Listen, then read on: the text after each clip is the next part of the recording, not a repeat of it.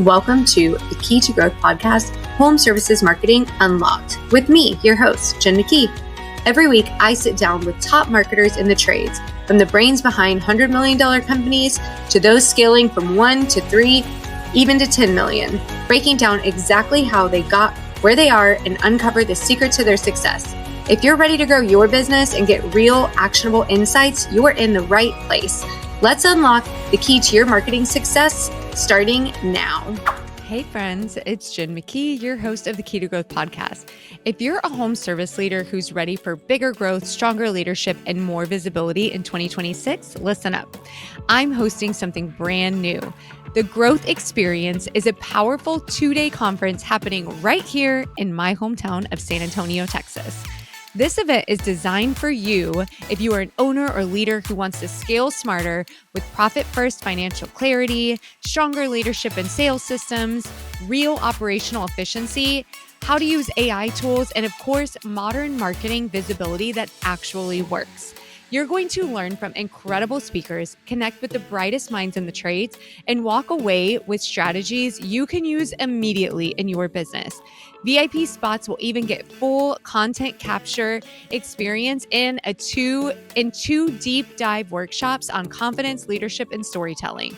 Tickets officially go on sale January 8th if you have saved your seat on the waitlist. Waitlist gets first access, best pricing, and early VIP access. So go to thegrowth-experience.com to get on the list. Trust me, this is a room you're going to want to be in.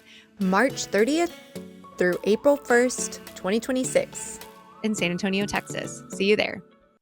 Welcome back, everyone, to the Kee To Growth Podcast. I'm your host, Jen McKee, and today we have a super special guest, someone who's been really impactful in my agency, but also knows a lot about marketing or agencies or business. But today we have Lyn Askin, who is our EOS implementer at Key Heart Marketing. So Lyn, tell everybody who you are.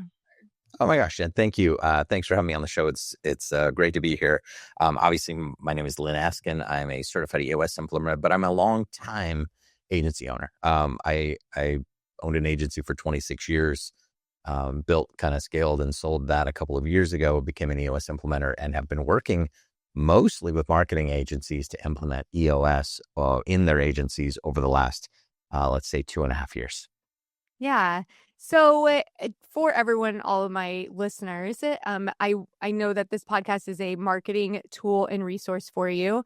I thought Lyn would be a really great guest for a couple of reasons. One of them, of course, is marketing background, but also EOS has been such a huge game changer in my agency and as a business owner. So if anything, I think that, and one of the things that EOS did for me is it put marketing strategy on my quarterly rocks, which made me much better at proactively planning what I was going to do every year, which hugely impacted our marketing over the last year. I believe we're, so we're recording this in November, which puts us at about 1 year running on EOS. But so I hope that this episode is that for everyone listening. So Lyn, tell everybody just kind of like your background and then how you got into EOS.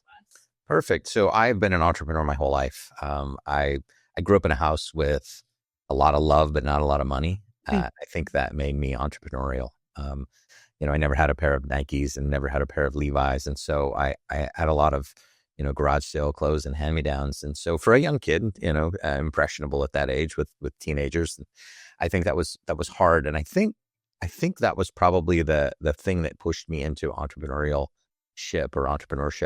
I had a paper out when I was 8 or 9 years old. And so I earned a little money delivering the Las Vegas Review Journal back in the day, where you had to deliver the newspaper and then you had to go collect the money. It sounds crazy these days. But at some point in my teens, I had a mobile disc jockey company. In my early 20s, I started building computers and built and sold a lot of computers over a couple of years. In 1996, I launched one of the first online auctions. 97, I built my first e-commerce store. 97 or 98, I built my first website for someone else, and it launched a career over the next 26 years of running a marketing agency where we helped entrepreneurial type businesses, navigate the internet and have websites and social media and SEO and paid ads and that sort of thing. And so that, until a couple of years ago, was my primary focus. But in 2020, Jen, I collapsed in my yard. I suffered a massive pulmonary embolism. And as I was laying in the yard dying, all I could think of was, gosh, what kind of mess did I just leave my wife and son? Mm-hmm. If I'd have died that day, my business would have died with me. I didn't have a business. I had a job. Mm-hmm. My business depended 100% on me. We didn't launch a website without me touching it. We didn't launch a paid ads campaign without me touching it. We didn't close a client without me closing them. I had a team around me to do a lot of the work, but man, again, if I'd have died that day, business would have died with me. And thank God I recovered. But yeah, what happened was I knew at that moment that I needed to do something different with my business and my life. That business was in the current state that it was in. It was killing me. The stress that I was under, working long hours and struggling with clients and struggling with team and trying to navigate and figure this out was really challenging. And, I had bought the book Traction in 2014 and I read it and I thought, oh, that's nice. I wish I could do that. That sounds great. But obviously I didn't get that in place. But in early 2021, I really, really needed it. And what I did was, like you, I hired a professional EOS implementer. And over the next year and a half, the transformation of my business was remarkable. We 3x'd our revenue, we 7x'd our profits. We grew from 10 employees to 27. Ultimately was able to take myself out of the day-to-day operations of the business where we were launching websites with clients I'd never met. And ultimately it led to my agency being attractive to someone and we were acquired. And so during that process, I fell in love with EOS. I fell in love with the idea of helping others kind of achieve that structure and system that we had. And I wanted to give that to others. And so it became an EOS implementer and here we are today. Yeah. I think that so many people in this industry can relate to coming from nothing and building something that is like pretty messy, because when you are building it on your own, of course, I'm sure maybe there's some people who can do a really good job without having and no idea what they're doing, but I think that's really hard. And when you start a business, you're the first person in it and you're the one doing all this stuff. And then you have to figure out how to like get other things in place so that other people can do the things. And then it still runs like a well-oiled machine. And that's not easy. So I know even in the last couple months when I've been talking to contractors or anyone and talking to them about how they run their business, there's the people that are on EOS. And I can almost always tell, it's kind of funny, like just by the way that people talk about their business. I'm like, oh, like yesterday I had a call with someone and I was like, oh, you guys are running on EOS. And all he said was like how he worded how like the teams that he managed, and that I could just tell by the way he was talking about the structure. And he was like, yes, we do. So I think that it's been an incredible resource. So and especially with so much private equity in this industry, not to say that everyone has to sell, because you don't have to sell, but you still need to build a business that's sellable. Do you agree? Oh, 100%. I think that's, I think maybe that was my first thought when I had my serious health condition is, oh my gosh, I have to sell this business. But I don't know if you know this or not, Jen, but you can't sell a job. Yeah. Nobody will. Like if you are the only person who can do it, it has no value. Yeah. And so having a system in place where you, again, systematically and proactively and intentionally build your business in such a way that it can actually run without you if you wanted, is what makes your business valuable. When they value businesses, they talk about valuation. They talk about, it might sell from 3x to 6x or 6x to 12x. Well, you don't really control that number, but what you control is where you fall in that scale. You want to fall on the higher end of that. You got to have great people. You got to have great processes. You got to have great systems. You got to have a business that doesn't rely on you. And as you take yourself out of that valuation goes up because you have a great culture of people that are willing to stay and work when you're gone. Yeah. So when you were working in the marketing agency, I know I think we've talked about this, but I'm sure you worked with home service companies. It's obviously they're the main street businesses along with uh, doctors' offices, lawyers, chiropractors, things like that. But a lot of people think that their problem is marketing when that's not really the problem, right? Like there's so many other things that you can look at. How did you see that, and how can people kind of address that? Well, I think obviously we need to. I think we need to build brands. I mean, I think people need to see things. Like we say in EOS that somebody has to hear something 7 times before they hear it for the first time, right? I think it's true in marketing too. I believe that you have to have that marketing out there. And I think, not everybody needs a plumber today. But when I need one, my first thing I do is I go to my memory or I go to Google and I'm like, who do I recognize, or what brand name do I see, or who, and then I look at reviews and and those sort of things. And so, marketing is really important, but I think what's more important than that even is follow up, and really, really good at communicating with your potential clients and prospects. I'll give you a really good example if you want to hear it. My wife and I, we live in a like a French style Acadian home, and it's big and it's beautiful, and it's got an antique cypress balcony on the front. And when we bought the home 3 years ago, the home inspector said, "Hey, Lyn, in a couple of years, you're going to have to replace those stairs up front." So, my wife and I decided it was time. They were getting a little rickety and a little dangerous out there, and so we called around, and it's not easy to find antique cypress and a guy to do that work. And so we got 3 different quotes, and it was hard to get those. But then we kind of got busy and we kind of forgot about it, Jen. And then one day my phone rang, and he said, "Hey, Mr. Lyn, are you still looking to get those stairs done in the front?" And I'm like, "Oh my gosh, yes. Thanks for calling. When can you be here?" And he said, "I can be there Tuesday." I'm like, "Let's do it." Yeah. Jen, would you believe? So one, which of the 3 quotes do you think was the most expensive? Probably that person. The one that followed up. Yeah. Why did he get the job? Because he followed up. Yeah. Would you believe to this day, neither of the other 2 contractors have ever called me? Yes.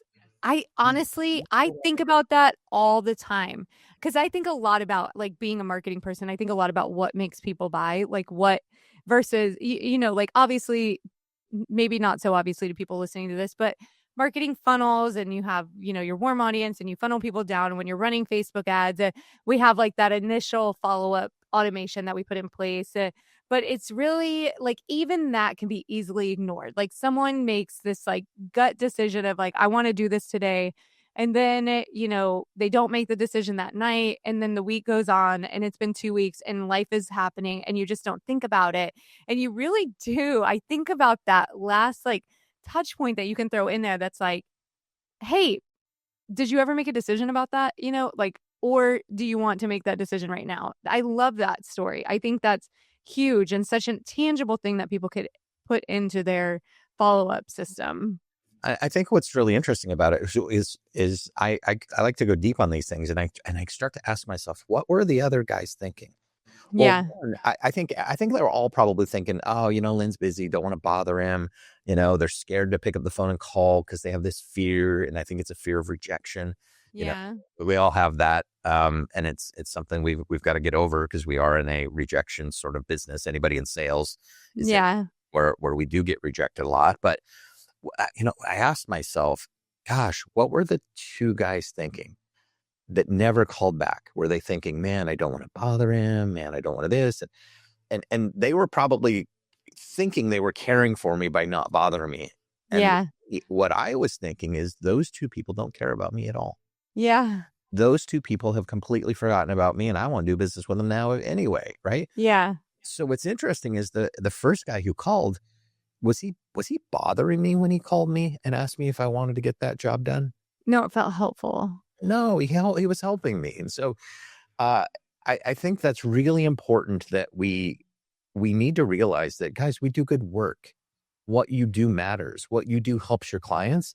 So pick up the phone and help them. Yeah. I think it's really important to follow up. I've got another great example, if you won't mind me sharing that one really quick. Yeah, I think these are good. So my uh, landscape guy, he called me, I think it was in April, and he said, "Hey, Lyn, got you on the calendar to come out and turn on your irrigation system because we turned it off in the winter and we blew it all out, didn't want it to freeze. Yeah. It's time for us to come out and turn it on." And I let him know and said, "Hey, Aaron, I'm sorry. I already turned it on. My plants were looking a little wilty, and I turned the irrigation system back on." I said, "But how much was it?" And he said, "It's $88." I'm like, "Oh gosh, then just come out. Come out, make sure I did it right, make sure Yeah. the air's bled out of the pot, whatever you got to do, just come out. And while you're out here, why don't you quote me for the mulch?" Mm-hmm. Been a couple of years since we've done the mulch. I will tell you that he came out and he called me a couple of days later and he said, "Hey, Lyn, got to let you know, those azaleas up front, those need to be cut. The bamboo in the back needs to be cut. The 5 citrus trees down the side there, they died in the freeze. We need to pull those out." And I'll tell you, it turned into $6,600 worth of work. So an For $88. $88 call turned into a $6,600 job. Mm-hmm. I had him back out last week or the week before to plant bamboo where all that citrus trees used to be. It was another $5,800. Yeah. So that $88 follow-up call turned into $12,000 worth of work. And then some. Yeah. Yeah. And I mean, that lends itself perfectly to any home services. And that's where maintenance plans and even like not even just having it, so we bought a HVAC last summer, a whole new everything, like the whole thing, a huge investment. And in that we got a yearly maintenance plan, but they don't remind us about it. And that like little automation would be so huge for them because it, and also for everyone listening, like don't just remind somebody once about this. Like you need to continue to follow up with them until they book this thing.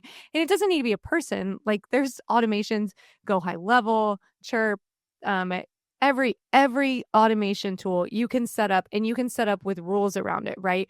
Reach out to this person every 6 months, this many times until they respond, and then set up an automation that pings people in Slack, reminding them to do it, whatever. Like you set this up once per client and then it's done. But that's how you find more opportunity. Like people are going to, there's so many things that we want, even thinking about my own business, like things that we could do to make our results better and make their experience better. And it is more of an investment, but feeling like people don't, like you don't want to bother them or you don't want to ask them for more money is doing both of you a disservice. And you're also putting like your own limiting beliefs on them that have nothing to do with them. So you're really, it's like a lose if you don't try for these things that could benefit. It could change everybody's life. I think what happens when, let's call it corporate change. So the bosses say, "Hey, we're gonna start communicating more. We're gonna go call clients, and I need all of you to make 5 phone calls a day." That's gonna fail if they don't address the mindset required to do that work. If we can't get our team to understand deeply that we do good work with our clients and that our clients really want us and need us, they won't make those calls. And the fear of picking up the phone is greater than the fear of money for some reason. I don't know, failure. Yeah. And so I'll tell you, I love my family more than I fear picking up the phone. Right. I think that's really important to understand that, look, we all know what to do. We all know what to do to make more money and to pick up the phone and call. And we don't do it because we're afraid. I will tell you that knowing what to do and actually doing it are 2 entirely different things. Knowing what to do doesn't feed your family. Yeah. Doing the things that you know to do feed your family. And I think it's really important for us to, again, understand that we help our clients, understand that they want and need our help, and that they don't even know all the services we offer, Right. And there's opportunities for you to just be having a conversation with a client and say, "Hey, did you know we also offer this? Mm-hmm. You also know that we could, turn off your irrigation system so the things don't freeze. Hey, did you know that those bamboo needed to be taken out? Hey, did you know that these azaleas up front needed to be cut?" Like it's just simple questions as a part of your regular daily routine that quite frankly will help your clients more and make you a lot more money. Yeah. Yes. I love that. Okay. So I want to talk a little bit more about EOS because I do think that this is such a great topic. And EOS stands for Entrepreneurial Operating System. So how does somebody know that this is probably something that they should be looking at? Yeah. That's a great question. I think the way that I would say it is if you're too busy to do EOS, you probably need EOS. Mm-hmm. There's a great kind of Zen quote that says you should sit in meditation for 20 minutes a day unless you're too busy, and then you should sit for an hour. Yeah. Okay. It's very, very similar to EOS. If you're struggling in your business and if you feel like your business is running you and not the other way around, you probably need EOS.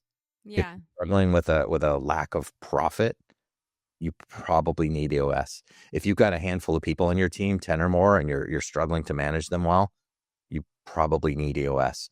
And again, EOS is just a simple set of practical tools that will help you manage all the human energy in your business.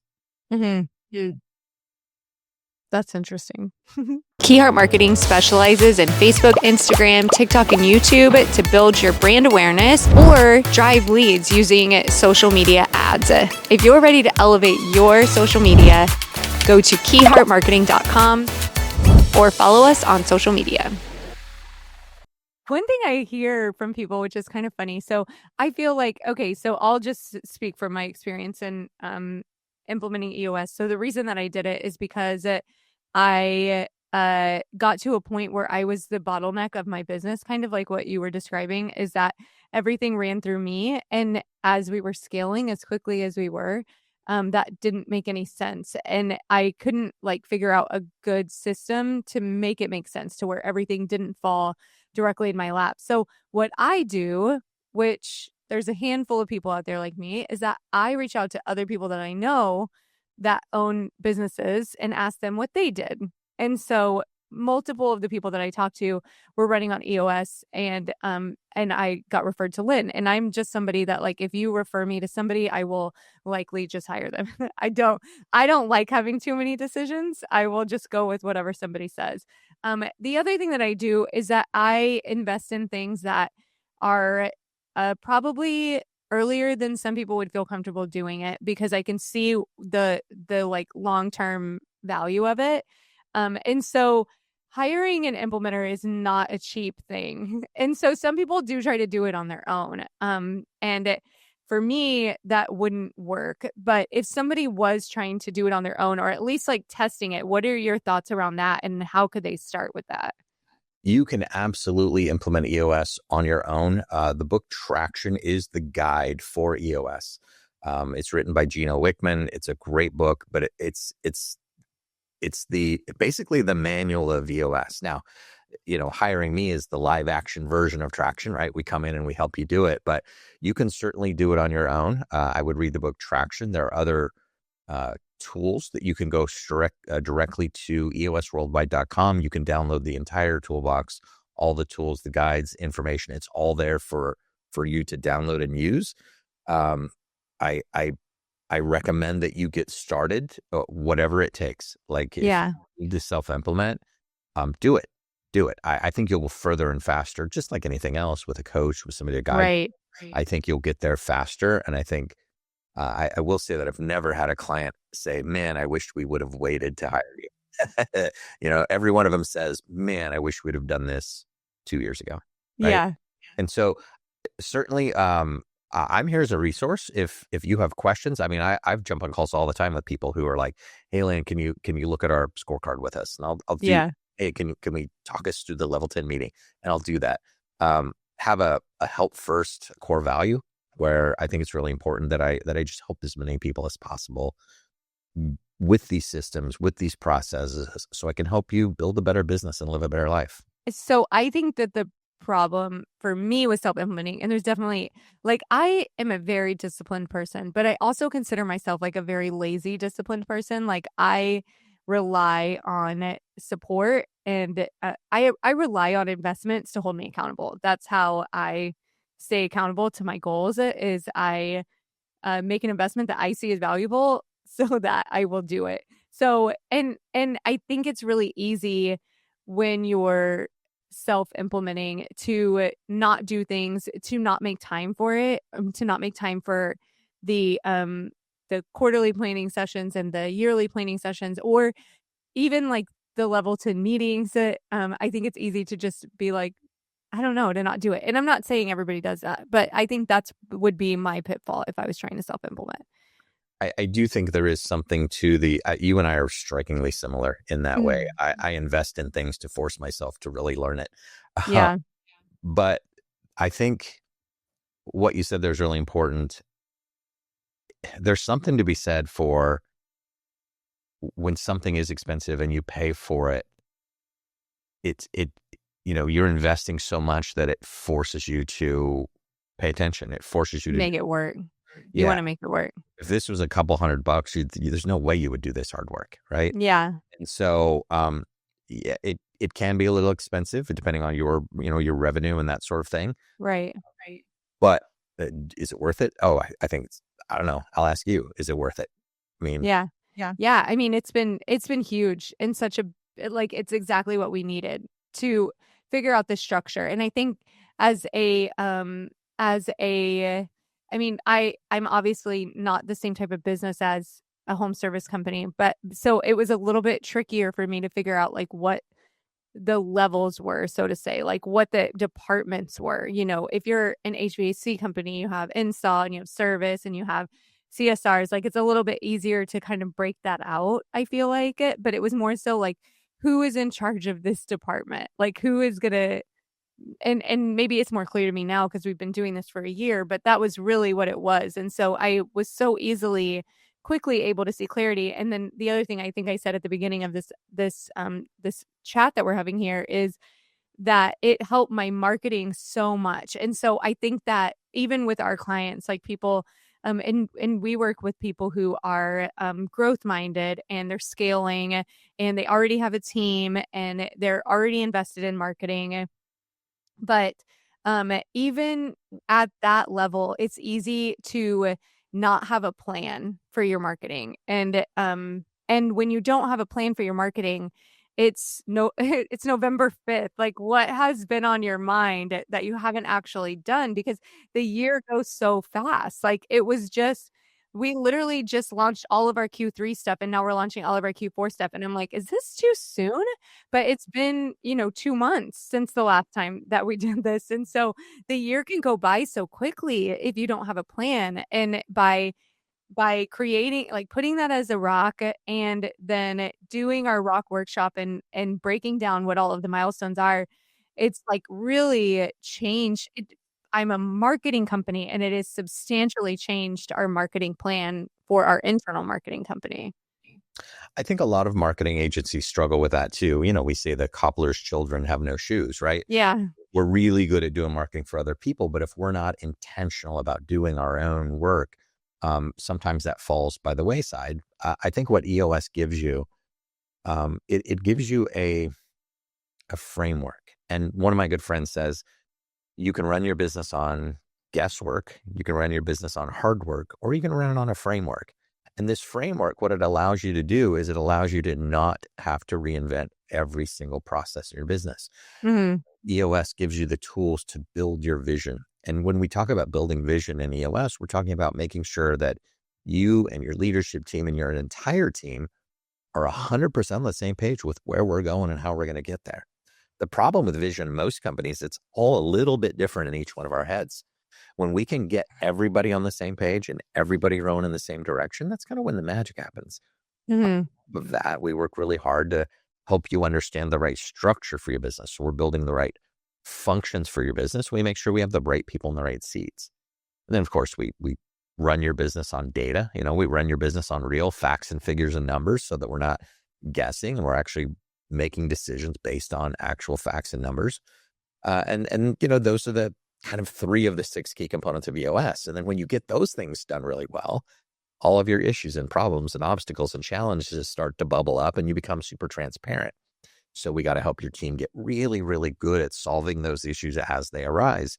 Because if you don't solve your issues as you arise and as they arise, and you keep shoving them in the corner, man, do they pile up and cause trouble. So we got to get you and your entire team really good at solving issues.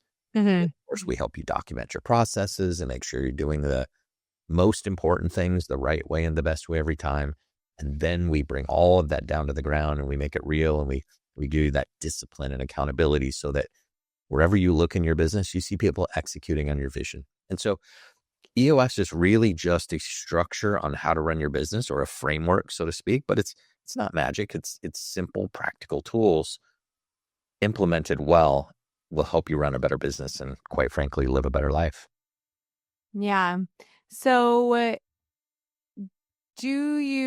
in what way do you think EOS can most impact marketing? When we talk about the major functions of our business, okay, when we're mapping out our accountability chart in the first day together, when we're together in focus day and we're mapping out accountability chart, I run you through a little exercise and I ask you, okay, of the three major functions of your business, sales and marketing, operations, and finance, which of those is most important?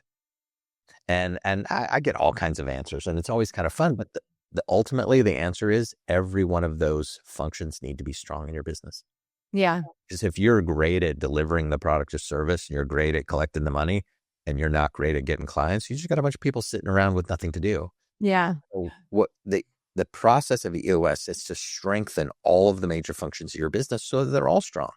You can't have weakness in, well, let's just say you were great at sales and marketing, but you were terrible in operations, great at finance. Well, then you're selling stuff, but you're over promising and under delivering, right? So we got to make sure that our operations function strong. What if we're selling great, we're delivering great, we're doing $2 million in revenue, but we're spending $2.5 million? Yeah. That means our finance function is weak. All of our functions need to be strong in EOS, and putting that intentional focus on making each one of those strong is what makes EOS great when it comes to marketing. Because like you said, we talked about before, marketing agencies specifically have a hard time actually doing their own marketing. Yeah. Yeah, for sure. Okay. So we've come to the end of our episode here, but every guest that we have on here, we ask the same question. So you are on the Kee To Growth podcast. So what would you say is the key to growth? The key to growth. I have a couple. One, you need to be really intentional about where you're going. Like, let's set a North Star. Let's figure out where we're going long-term with this company. Let's get everybody on board. And then you need to break that down. You need to break that down from your 10-year target. We talk about if that's where we have to be in 10 years, where do we need to be in 3? Mm-hmm. And if that's where we need to be in 3, where do we need to be in 1? And so we're going to set some 1-year goals and some 1-year targets. And if that's where we have to be in 1, what do we have to do the next 90 days to get to where we want? So my key to growth is treat your business in a 90-day world, live in a 90-day world where every 90 days you're making progress towards the bigger picture. Yeah, absolutely.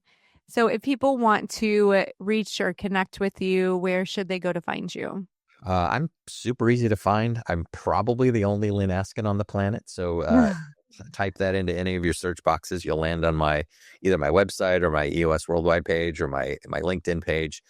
You can send me an email at lyn.askin@eosworldwide.com. Find me on all the socials. You can connect with me in any of those. Facebook's probably where I'm most active, but any of the others too. Send me an email, send me a message, and I'll certainly get back to you. Awesome. Thank you so much. This was awesome. I hope that everybody else got as much out of it as I did. I appreciate you being here today. Oh, it's my pleasure. I wish we had an audience, had a bunch of questions. I love these topics, and I love to help people grow their business. So anybody has any questions, feel free to reach out, and happy to help. Cool. Thank you, Lyn. Thanks, Jen.